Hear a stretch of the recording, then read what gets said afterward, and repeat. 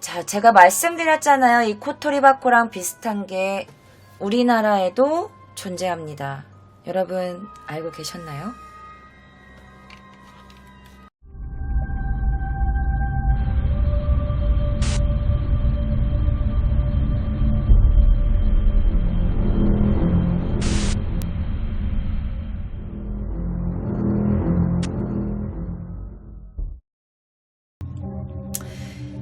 자, 우리나라의 코토리바코. 자, 그 제작 방법을 제가 알려드리겠습니다. 우리나라에는 옛날부터 뭐가 있었죠? 무당이 있었어요. 자, 우리나라는 일단 무당이 나옵니다.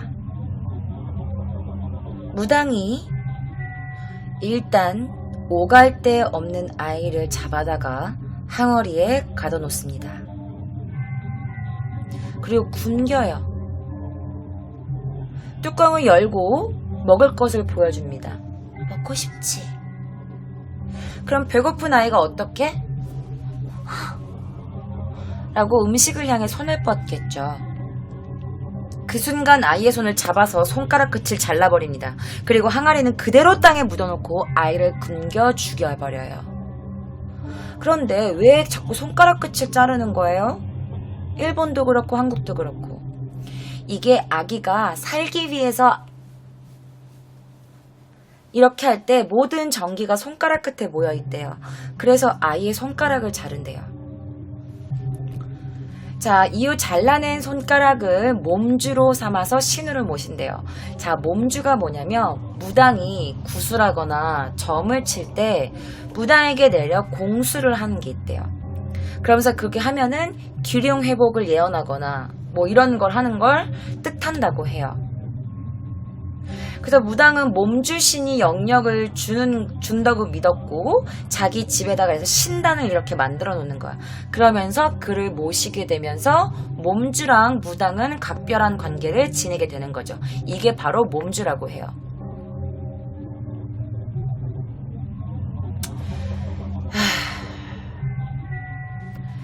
자, 속칭 연매라고 불리우는 끔찍한 물건에 대한 것이 있어요. 이 연매가 뭐냐면요, 여러분, 동양에서 전하는 주술의 일종이에요. 무고라는 것과 함께 동양의 주술 중 가장 사악한 거래요. 실제로 여러분 이익 아시죠? 이익의 성호사설 제5권에 따르면 이런 내용이 있어요.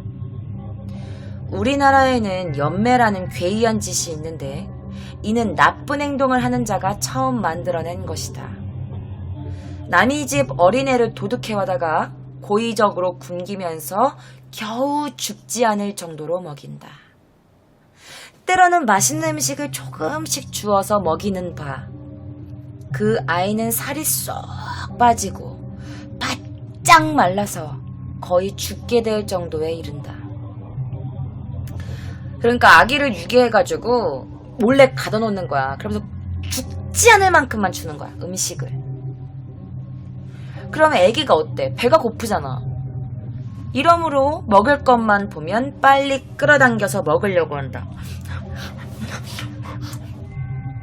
그런데 어때? 잘 건강하게 다른 집에서 살고 있는데 갑자기 누군가가 몰래 데리고 와서 자기를 좁은 데 가둬놓고 굶기고 애가 외롭고 무섭고 그러면서 계속 배고프며 굶주리며 점점 굶어가는 거야. 그러고 나서 아기는 굉장히 음식에 대해 강한 집착을 가지게 되지. 결국 아이가 죽기 직전 버틸 수 없을 만큼 흉측하게 마르게 되면 죽통에 담아, 그러니까 대나무통 있죠. 대나무통에 깊숙이 음식을 이렇게 숨겨놓는데 음식을 넣는 거야. 그럼 애가 빼샥 말랐잖아, 애가. 거기다가 애가 좋은 반찬을 이렇게 넣어놓고 아기를 꿰는 거야. 여기 들어가면 맛있는 거 있는데 먹고 싶지? 그럼 애기가 그럼 대나무통 그 죽통 속으로 들어가잖아.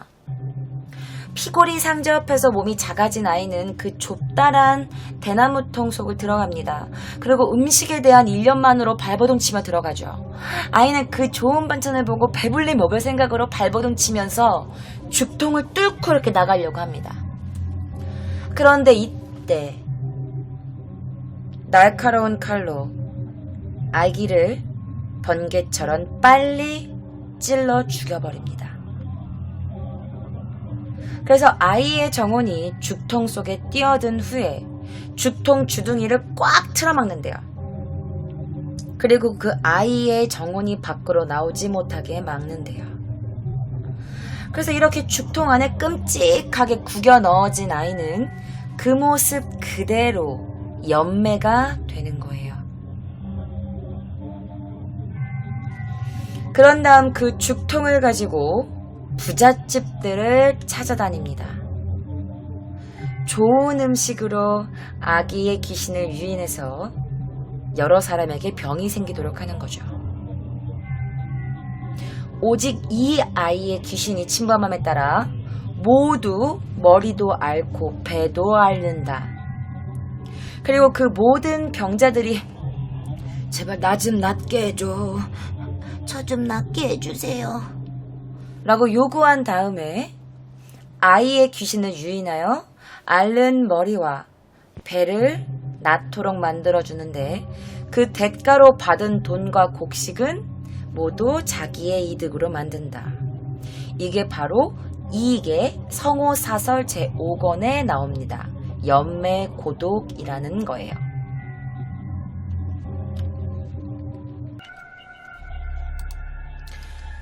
자, 여러분, 그러면 애기 귀신인 거예요? 그러면 귀신이 애기예요? 저 들어본 적 있는 것 같아요. 왜 무당이 막 애기 목소리 내고 아기 동자 이런 거랑 똑같은 거예요?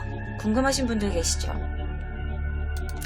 자, 우리나라의 요괴 중 한 명, 그러니까 귀신이라고 표현해야 될지 모르겠지만 한 명이 누구죠? 바로 태자귀라는 귀신이 있어요. 태자귀. 자, 퇴자귀가 뭐냐? 바로 죽은 어린아이나 자의적인 낙태, 유산으로 의해서 죽은 태아의 영혼을 뜻합니다. 그러니까 유산도 자연 유산이 있지만, 그러니까 낙태죠. 수술하는, 그래서 아이를 죽이는 이런 것들을 그렇게 해서 죽게 된 아이가 바로 태자귀라고 해요. 이는 근래의 괴담이야. 요즘의 괴담이고 한국민속신앙사전에 의하면 옛날에는 어린애들이 굉장히 많이 죽었잖아요. 뭐 굶어 죽기도 하고 아파서 죽기도 하고. 그때 옛날에 사망률이 가장 높았던 게 뭐냐면 바로 천연두였대요. 특히 많이 아파서 죽고 영양실조로 죽은 아기 영혼들을 태자귀라고 불렀대요. 뭐 태자귀, 동자신, 탱자귀라고도 부르고 무당에게 실린 것을 바로 태주 혹은 명도라고 부릅니다. 명도가 뭐예요? 명도는 3살 미만의 말을 제대로 못하는 어린 아기들, 그런 아이들이 죽은 걸 바로 명도라고 불러요. 그러니까 3살 미만의 말을 잘 못하는 아기들이 죽은 귀신을 명도라고 부른대요. 그런데 요즘 근래에 와서는 태주도령 혹은 동자, 애기동자, 산신동자, 선동이란 이름이 선호된다고 합니다. 그런데 이 모든 연매들이 이 귀신을 접하면 말을 하지 않는데, 여러분 이런 거 드라마에서 본 적 없어요?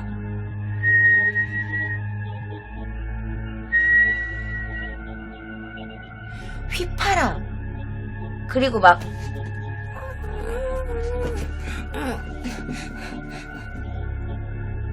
이러면서 손짓이나 말짓, 아니야 나 이런 거. 나도 소름 끼쳐. 내가 하면서 너무 잘하는 것 같아. 그래서 이게 세탄이는 색타니가 뭐냐면 태자기를 북한에서 부르는 말이래요. 그 남녀 상관없는 것으로 보이고 다만 경상도 지방에서는 남녀를 나누어서 호칭한다고 합니다.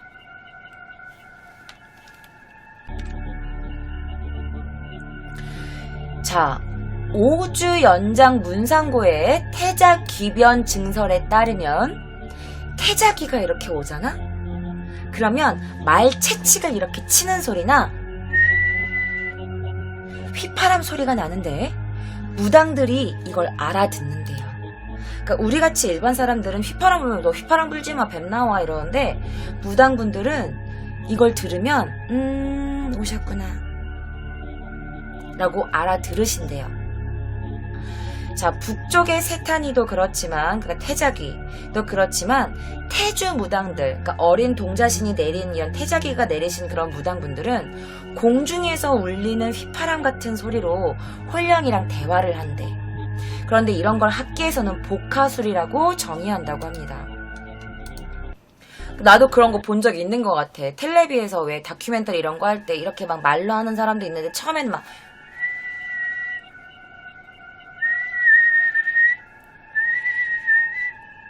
나 이런 거 본 거 있었거든요.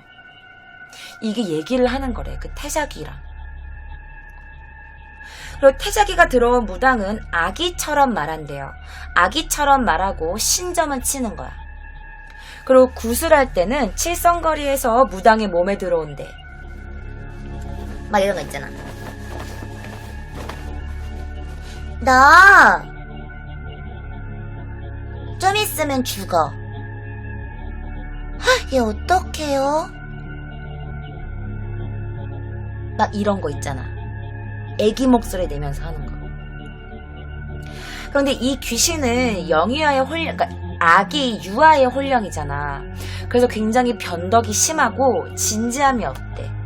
그래서 단골들 있지. 점 자주 보러 오시는 분들 앞에서는 나 안 해! 싫어! 이러면서 막 변덕을 부리는 경우도 되게 많대. 그리고 막 되게 일부러 막 틀린 점괘를 알려주기도 하고 막 그런데요. 근데 자주 보러 오시는 손님들은 이런 거를 그냥 아이고 넘어간대요. 어쨌든 동자동녀라는 게 있어요, 여러분. 대략 5살에서 15살 사이에 죽은 귀신을 바로 동자동녀라고 한대요.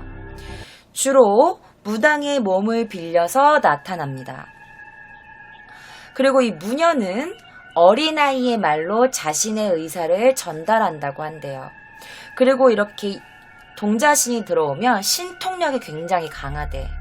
그런데 아까 지금 방금 말씀드렸다시피 기분에 따라서 행동하고 인간에 대한 정이 아직 성립되지 않았대. 그러니까 인간에 대한 정을 이렇게 어른들은 이렇게 아는데 애기들이니까 모르는 거야. 그 장난치기 좋아하고 자기 기분에 따라 막 변덕도 심하고. 그런데 이 동자신을 잘 달래면 사람들이 원하는 요구를 잘 들어주기도 한다고 해요. 그러나 왜 애기 신 내리면 되게 신발 좋다는 말 있잖아, 왜. 근데 강한 영혼만큼 후한도 만만치 않대. 그래서 아기가 좋아하는 음식이나 사탕이나 예쁜 화려한 옷들 있지, 꽃가옷, 이런 것들을 곡물로 바치면서 정성스럽게 받들어야 된다고 합니다. 자, 이 아기 신은 점을 칠 때 무당이 원하는 집의 굴뚝을 통해서 안으로 들어간대요. 그리고 집안 내력과 운명을 알아낸다고 해요. 그런데 이거를 말로 알려주지 않고 휘파람으로 전하는데 인간의 귀륭화복 그리고 예언, 이 외에도 자손이 번창하거나 무병장수하거나 이렇게 막 비나이다 그러면 그래 들어줄게, 그렇게 기원을 들어주기도 한다고 해요.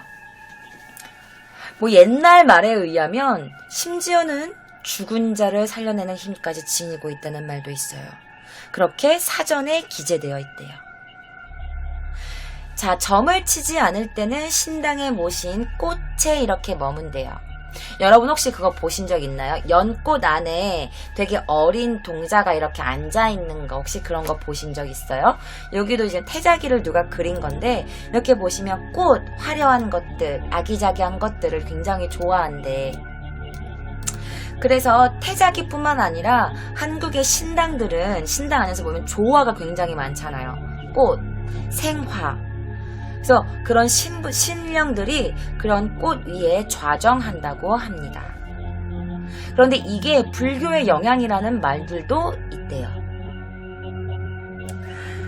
자, 태작이란 어린아이 귀신으로 아이가 죽어 혼은 날아가고 백만 엉기인 유혼 채백이 사람에게 붙어서 기륭과 먼 곳의 사정을 알려준다 라면서 이게 성호사설에도 이 이야기가 나온대요. 태자기 이야기가. 근데 왜 태자기예요?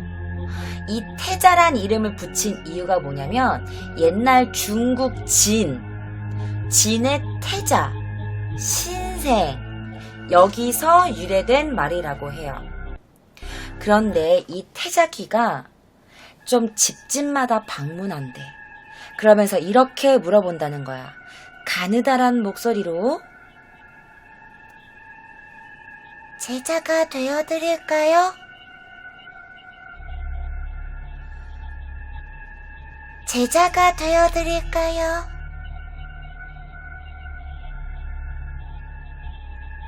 그럼 집안에서 있던 한 여성 부인이 그렇게 하거라 라고 응답을 하면 귀신이 그 여자한테 붙게 돼요.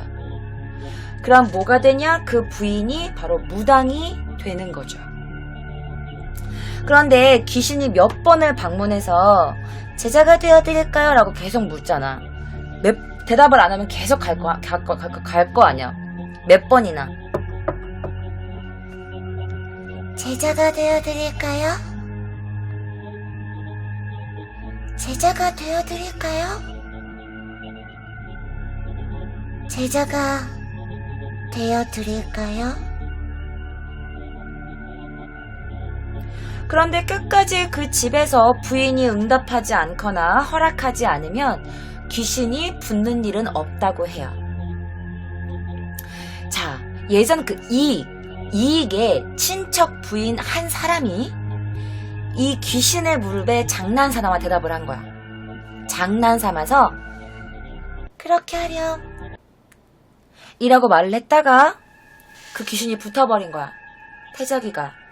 그래서 같은 방법을 써도 얘를 떼어내려고. 왜냐면 자기는 무당이 되기 싫은데 장난으로 말했다가 진짜 붙을 줄 몰랐던 거지. 그래서 온갖 방법을 써서 이 태자기를 쫓아내려고 했는데 태자기가 떨어지지 않은 거야. 그래서 어떻게 됐냐고요? 병에 걸려서 죽어버려요.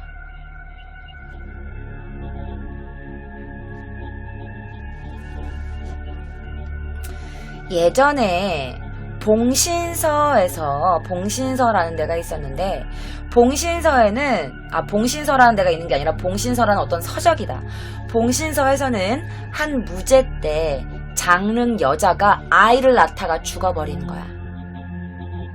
그래서 그 신이 동서들에게 나타났대. 그러면서 그 신을 그 집에다가 모셨다라는 내용이 있는데 그 어디선가 목소리만 들리고 실제 신의 모습은 보이지 않았다고 해요. 그런 게 봉신서라는 데 적혀 있었대. 또 중국에는 이런 기록이 있어요. 근데 우리나라처럼 그렇게 많은 건 아닌데 중국의 한 의서에 의하면 기귀라는 아기 귀신이 있대요. 기귀.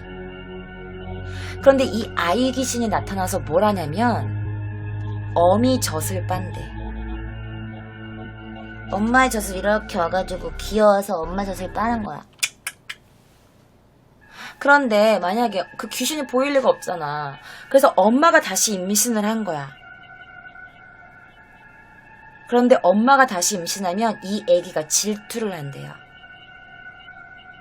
그래서 엄마가 새로 임신한 이 아기가 병이 든대요.